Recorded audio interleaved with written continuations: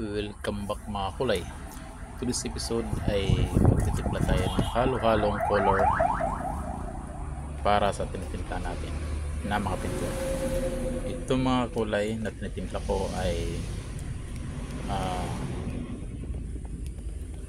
color gray pang simento. Ito ay pinipintura para walling pang outdoor. Ang hinahalo lang natin mga kulay ay yung mga pintura. Ito naman ay hinahalo natin ay pintura pang sasakyan. Ito ay sedan type na sasakyan, color metallic gray na may pagka bluish gold.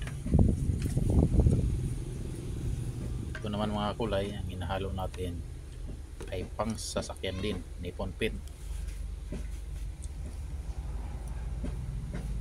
Itong tinitimpla natin ay 1/4 liter for retouching sa isang sasakyan din na nagpapatimpla or retoki kung saan ang banda ay mayroong gasgas. Ito ay bluish gray metallic din na kulay, nippon pen.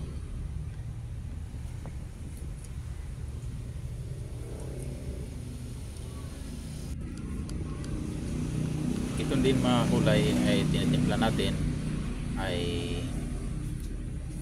pearl metallic red, pintura din pang sasakyan, hinahalo natin. So kung meron kayong patimpla mga kulay, punta ka lang kayo sa tindahan. Yan din ang kaming natin titimplahin mga kulay, army green o olive green. See you mga kulay. Thank you for watching. See you next episode. Don't forget to subscribe.